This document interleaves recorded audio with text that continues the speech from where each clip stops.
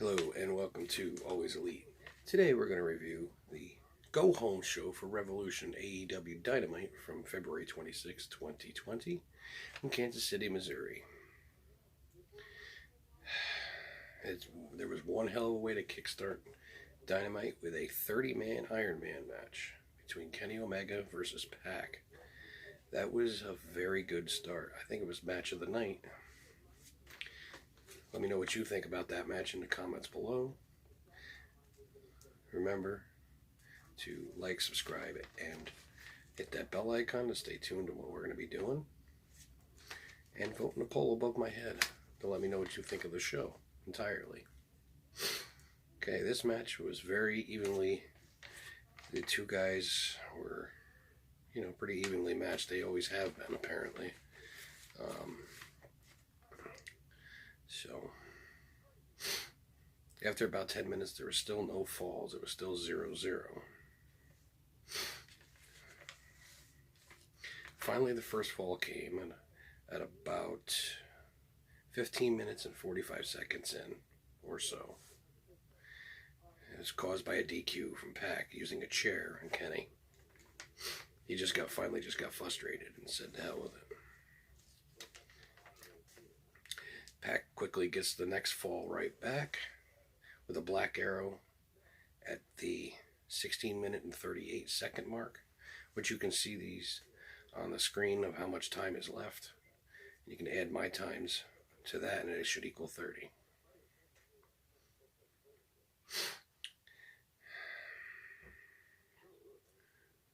Pac drop kicks Omega into the ref, onto the floor, which allows Pac to bring out the hardware, which would be a table at this point. Does a shooting star press onto Omega through the table. He does it all wrong and it hits him in the face. And the table bounces back and hits him in the face. Well, the time expired at the end of 30 minutes. It had all expired. And it was still tied 1-1. Pac seemed very, very unhappy and knocks the ref out. Another ref comes down. It would be Aubrey Edwards. Justin Roberts, the ring announcer, says he was just told that the match will continue under sudden death rules, which means the next fall wins. Quickly, Kenny with 2 V-triggers and a 1-winged angel, and he gets the win. Next is the Inner Circle versus Jurassic Express. It was Sammy Guevara, Santana and Ortiz versus Luchasaurus, Jungle Boy, and Marco Stunt. Inner Circle was on top early and often. How good is Luchasaurus, though? Seriously. If you haven't seen him wrestle, please look back and watch him wrestle. I believe he wrestled in Lucha Underground a couple of years back, and I can't remember what his name was back then. But he was good back then, too. Excuse me. After a distraction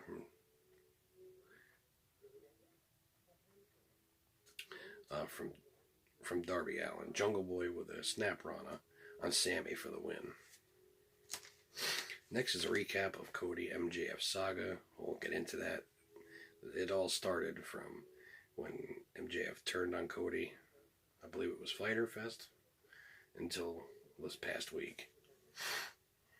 It was very good, but boring at the same time.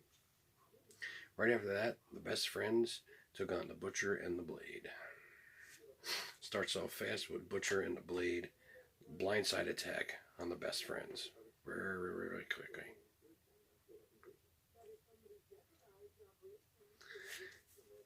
Excuse me. Butcher and Blade use brute force and take most of this match. They seriously just take it right over. After a funny moment in the ring with Orange Cassidy and the Bunny in the ring, each of them exchange their props. Bunny takes Cassidy's sunglasses and Cassidy takes her bunny ears. It was very funny. Best Friends hit strong 0 for the win. Next up is a 4-way women's match between Yuka Sakazaki, Big Swole, Shanna, and Hikaru Shida. Not much was going on through most of this match. There's a bunch of punches and kicks and pretty much standard stuff. This match was, it was kind of a boring match altogether, but in the end it was Hikaru Shida with a running knee for the win. And lastly, this was a not so many matches here because of the Iron Man match, but lastly we had the weigh-in for the AEW World Championship match at Revolution between Jon Moxley and Chris Jericho. They set this all up like a boxing weigh-in. They had the scale in the ring, they had the girls in the bikinis, they had the cameraman inside the ring. It's quite funny. First Mox comes out, and then Jericho comes out to his music with all his buddies behind him. After a minute, Moxley gets on the scale, and he says it weighs 234 pounds. Jericho, before he gets on the scale though, Jericho talks crap to the crowd, telling them that their hometown hero in Kansas City, Mahomes, was a jerk, pretty much. And then Jericho slowly started taking off one item, get up near the scale, step down, take off another item, step down. Moxley was getting pretty pissed at this point. So when Jericho finally was ready to get on the scale, he looked right directly in Moxley's eyes, and Moxley just headbutted him right in the bridge of his nose, which busted Jericho wide open.